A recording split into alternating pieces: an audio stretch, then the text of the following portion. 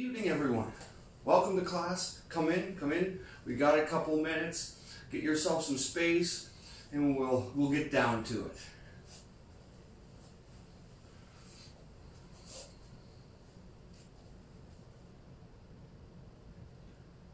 Now that everyone's settled in, we'll start off with our bow. So, ski, break, zentai. Repeat after me. The essence of the art is neither victory nor defeat. We seek perfection of ourselves through the perfection of the art. Feet, break, zentai. Excellent, excellent. Welcome, everyone. I hope everyone's healthy and happy and doing well in these times. Tonight, we're going to do something interesting. We're going to look back, kind of look back in time, to actually the very first class we taught online when this crazy COVID was starting to get crazy. We'll say early spring. Back in March 21st was our actually first video broadcast of a live class. Hey, that's a milestone. We're pushing into December and we're still bringing it, and we have no reason to stop anytime soon, right? So this is great. So tonight what we're going to look at is we're going to look at some elbow and knee strikes. So close range strikes. But more importantly, as we look at these, I'm going to explain the difference between how we do it in the art of Nyingbulam and how you might have seen it or practiced it in other arts, and why, and what is the difference, and we'll say the pros and the cons, right? Because there's always yin and yang, as well as safety aspects, why we do it certain ways. Okay. So first thing is we're going to talk about Nyingbulam is a way of life. Being such, it's not a sport. So we will do techniques that you might find in a lot of the sport arts that would be illegal or improper to do. Or we do it slightly different because of our aspect in self-defense is our own survival and not causing ourselves any chance of harm in the process of defending ourselves. And we'll talk about that as we get going, okay? But power. So we're going to talk about stance real quick, and we're going to talk about why we do certain things certain ways. Big thing I expect I like to preach to everybody is rooted. When you go to throw up, I'll say, a large power strike or generate as much mass force as you can, you want your feet to be rooted, okay? The reason is power or energy is neither created nor destroyed, okay? So, for example, this is your tori, this is the uke. So I'm going to throw a strike at somebody. This force comes in, it's going to cause this person to move. We see it all the time. We hit somebody, they step back, okay?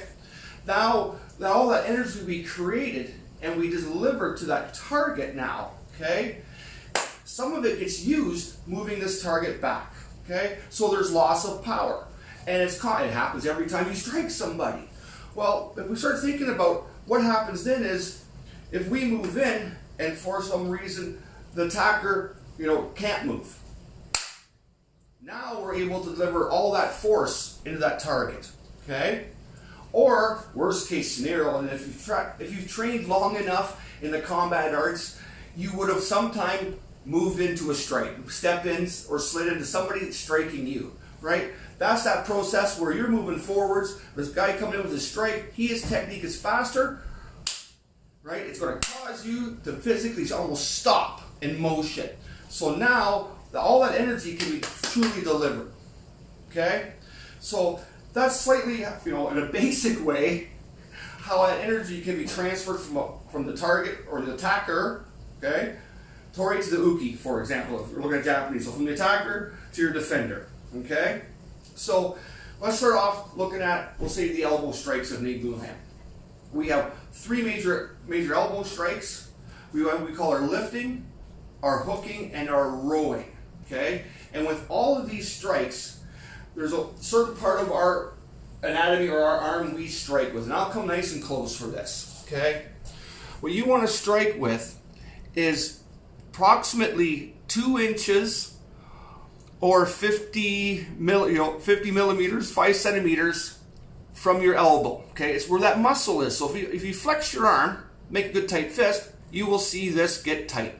That is where I want to strike. not the tip of my elbow, and we'll talk about that, okay? This muscle now will also help protect that bone. Even if you're going to be striking this way with the arm, same thing applies, okay? 2 inches, right there, okay? Never the tip of your elbow, and like I said, we'll talk about that a little farther, okay? Same as when we throw our knee strikes, okay? We have a thrusting knee strike and a hooking knee strike. The thrusting knee strike is a typical, straightforward thrusting strike, and we'll talk about that. But again, we never typically want to hit with the center of our knee or our patella, right? Again, it's all, think about self-defense. If I crack the tip of my elbow, or crack my patella, I am not going to defend myself any much longer, right? So, let's look at our hooking elbow strike.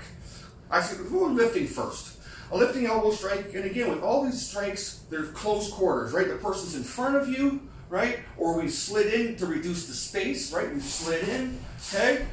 So a lifting elbow strike, I'll do it first, facing straight at you, and again, a nice forward stance, feet rooted.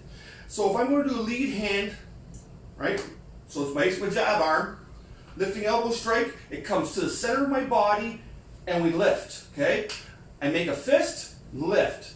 Now, this elbow, I don't bend it right back. It's not like a traditional one like this, okay? Because this leaves me open. From here, all I need to do is bend my arm about 10 degrees, just enough to expose, again, that muscle and that 2 inches above my elbow. From here, I lift my arm straight up, till it reaches my nose. Because if I'm hitting somebody under the chin, that's only how distance I have to go, right to there. Right here. And again, straight in front of me, It's quick, okay? It's like a jab. It's when that person gets too close, pop. Okay? Back off, get out of my space. Okay? So it's nothing dramatic. It's not a big swing. Okay? This is incorrect. Here, here, here, here, here, here. Stopping, line on my nose, enough angle to catch the person's chin. Right there. Chin, here. Okay? So you can have your students, again, it's a good practice drill, even if you're going to do a jab, give them the lift. Jab and a lift, right? It's a good way to loosen up the shoulders. Again, just watch how high you come. Elbow, same height as your nose, okay? Keep it in front of your face, right? I want to come straight up the center, right up the center. Boom. Okay? Boom. So that is a typical, what we would call our lifting elbow strike. And again, these are all designed for very close range, right? Or unless I'm sliding in and throwing it, okay? You're not going to lean out with this, okay? And that's something else that's very important about not just our elbow knee strikes, but all the strikes we do in Nyingbulam. And that is keeping yourself nice, back straight, upright. At no time do we throw our upper body over center, okay? As soon as you do that in self-defense, my body weight goes from being back here where it should be, right? Boom, way out here, my front foot. Now I'm unbalanced, okay? Very important. So never let those bombs or whatever you throw put your body weight over center, okay? Keep the back straight. We generate all that power from the pivot of our hips, right?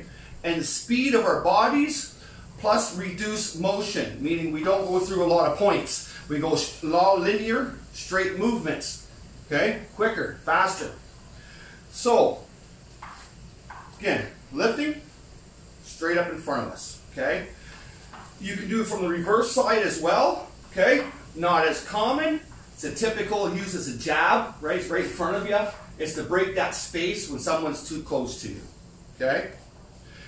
So our next one we'll teach is a hooking elbow strike.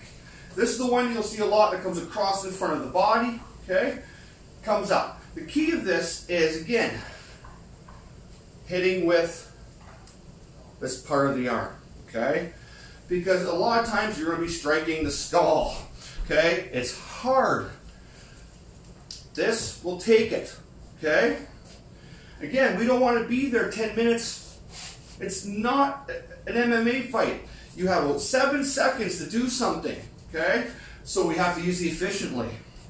And we don't want to hurt ourselves in the process of defending ourselves or defending someone else, right? So, hooking elbow strike.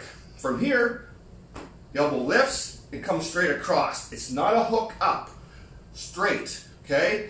I want to come 90 degrees to my target, okay? So I'm coming in 90 degrees. So it's lift and it's hook. Again, only a slight bend on my arm. I don't need a heavy bend. I only need enough to expose that muscle, right? And that point. Again, I'm going to stop the center of my nose. If I've hit a person out here and their head is as big as mine, if I stop at the center, I've gone halfway through their skull. What this also does, it keeps me in balance. If I, here, now my body weighs off balance, and I've also exposed areas of my body that someone could attack me, right? And again, this is self-defense. So the guy in the street will stab you in the kidneys, okay? I want to stop here. Here, keeps me square, back to my target, back to my target, back, okay? Stopping. Center, okay? So from a side profile, we're here, we got a good stance, I lift, swing it, okay? Lift, swing. Lift, swing. Okay? Lift, swing. And again, I'm stopping. Center, I'm trying to keep my back straight. At no time, this is bad. Okay? I'm off weight, bottom, I'm going to fall. Okay? So, very important. Keep the back straight. Let the power come from the hips and the generation of speed from your body. Okay? And that comes from being relaxed. Okay? Remember, power is not here. Power is at the end of that stroke. That's where power is. Okay? You got to stay relaxed, right? So when you throw that strike, the body's relaxed. Now it becomes tight, right? The second before contact. Okay? That way you can generate maximum velocity and speed. Okay? Which helps generate force and power. So the third elbow we do is a rowing elbow. Anybody that's ever made some kayaking, or, that rowing, will know this motion, okay? I'm cutting on a 45-degree angle across my body. Think of it like you had a sword and katana. Okay? That's the motion of this. Okay? So here, it comes down. Okay? I'm cutting across. Typically throwing in the collarbone area, right? Maybe side of the carotid artery. A lot of collarbone strike. Bang. Okay? It comes down the body. Again, I only need to expose this, right? Again, I'm hitting with this. I'm going to come down, and I'm going to stop my center mass, basically, here. Again, I don't want to start overturning. Exposes my back, exposes back of my head, puts me off balance. I'm here, boom, bang, okay? Very quick, bang. You can even throw from the lead, okay? Again, it's like a rowing motion. I want to turn my hips. I'm coming down. Boom. Okay? Driving energy, 45. I'm going to drive this person, break their collarbone, and plant them into the floor. Bang. Okay? Powerful strike. Okay? Again, temple cleat coming down. Perfect for the collarbone, shoulder joint, right? Carotid artery. Downward motion. Okay? 45 degree. Stopping. Center mass. Okay? If you notice, I always then keep my other hand up, because that's my protecting hand, right? Boom. Boom. Palm. Strike. Many things we could do. Okay? So, now we're talking about, we're going to move on a little bit. Knee strikes. There are two knee strikes we typically throw. Thrusting knee and our hooking knee. Okay? A thrusting knee, again, very important. You want a good stance. Okay? And we're going to talk about pivoting in this now. Thrusting knee, again, it is straight linear, straight out. Okay? Couple things to remember. I'll turn sideways to demonstrate. This is not a knee strike. Okay? I'm just lifting my leg. I want to generate power and force. Okay? I want to utilize my body. Okay, I want to put my body weight into the strike, but still keep my body weight over center, so I'm not throwing myself off balance. To do so, as I throw this, right, I'm going to project my hips forwards and take my upper body slightly back to counter that body weight. Here, okay? Very important. I don't want to lean too far back, throw myself off balance, right? It's a nice warm-up too for class. It really helps open your hips up, right? It's come straight up in front of you too. Straight down the center, not out here, okay? It's not like throwing around some roundhouse kicks. I'm throwing it straight up the center as you would with a Maigiri, a front kick, okay?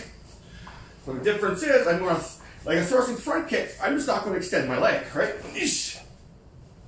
Okay, now, if you notice, I'm thrusting it straight forwards. And I talked earlier about not hitting with your patella, tip of the knee, okay? Biggest thing to remember is a bone. If you're going to throw it straight forwards like a spear, okay? Stomach, only place I'd ever throw it, or maybe right down into the groin region, pelvis bones, okay? Into a soft tissue area. You start trying to hit somebody in the middle of the sternum, high probability you could crack your patella long before you're going to crack their sternum, okay? So now you're injured, right? You're not doing much. You already lost the confrontation, right? So, again, a lot of times we're going to use that area just above our kneecap, okay? This here is what we're actually striking up with. So a lot of cases, it's when you've already struck somebody and they're starting to bend forward. I can throw that up into the body now, okay? Or if they're bent over, you know, the head.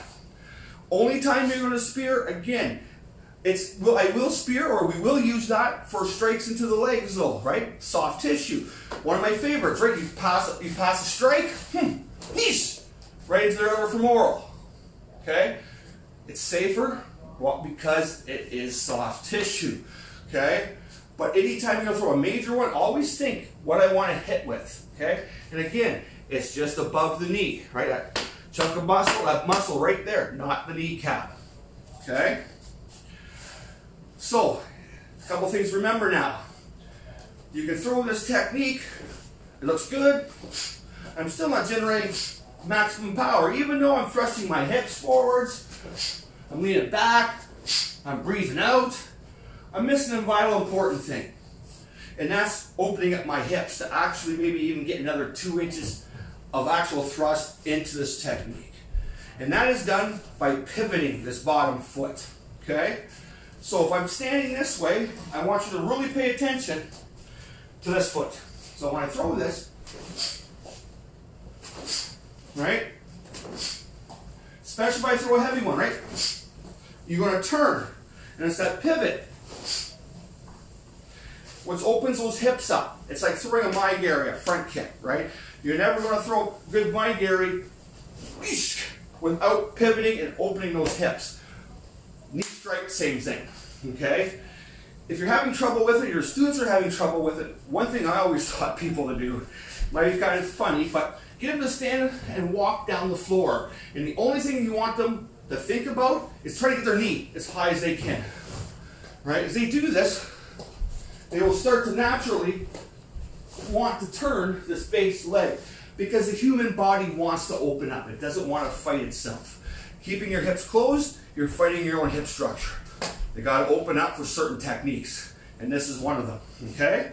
So remember that hip rotation, open those hips up, right? It's a thrusting knee strike. Get the body into it. That's where all that power is going to come from, okay? Good hip rotation, right? Good dynamics. Get those hips opened up, breathe, and thrust. Get those hips out, okay? Hooking knee strike. Our hooking knee strike is a very interesting strike, not throwing like a lot of outside knee strikes. You will find a lot of them kind of come up on a 45-degree angle into the body. They work, very effective. We look at it from a little different perspective. Again, this is to do with power and how power is transferred into an object, okay? Think of if you ever played pool or billiards, you shoot your ball on an angle into a rail, it goes in, same angle, it comes out, it's physics, okay? energy is used for that ricochet. Okay? We've talked about this in an earlier class about coming in perpendicular. Okay? Now I can push more force, more power is transferred into this target. So with that in mind, think of it like a roundhouse kick. A roundhouse kick, we bring it right up to the side, we pivot, we extend, bring it in, step down. Okay? The only real difference is we're not going to extend our leg. So we're back here, we throw it. We are stopping, just like a roundhouse kick, our knee stops at the center of our body. Okay? That's what's going to keep us in balance. So your hands are up, in. Okay? Great technique. You can do this even from the standing clinch. Right? Break someone's floating ribs from a standing clinch with a really good hooking knee strike. Okay? It can be done from the lead side. Right? But again, it's not as effective because it's not designed to drive a lot of power. That would be more of a irritant, right? To wind them up for the good rear hooking knee strike. Biggest thing you want to think about is you want to try to get this waist high, okay? Straight out to the side. It's like a dog peeing on a fire hydrant, okay? It's up here. So that's where we're going to bring it from. We're going to start off, it's going to come up, right? That's how we generate our roundhouse kicks, from here, okay? So we bring it up, boom. We come to center, right? Remember, keep your hands up and down. Never let you throw yourself over balance again, right? I don't want to start doing one of these, right? So I'm off balance, I'm going to fall down, and that's the end of it, right? So from here, I'm keeping my balance straight, back straight.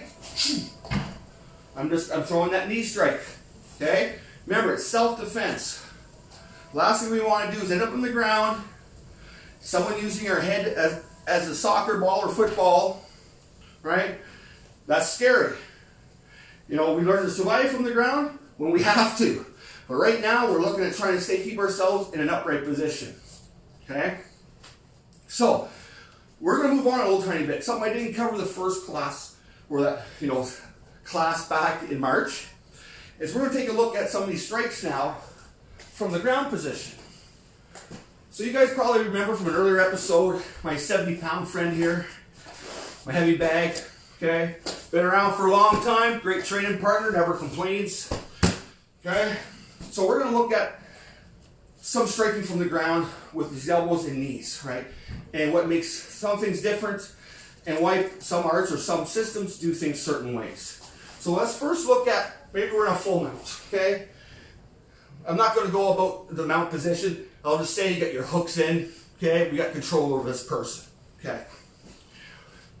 Elbow strike. You will find in a lot of the MMA, and this is where I was talking earlier about the tip of your elbow. Like we call them, or when I train guys, your razor blades. Why? It's because from here, I want to do a slicing action, right? In MMA, they want that slice. Why do they want to slice more than a pounding strike? Is they want to cause a cut. Laceration in the head, right? Happens fast, a lot of blood. And in most MMA rules, if your opponent can't continue because of blood, of mass bleeding, they can't stop the bleeding, you win.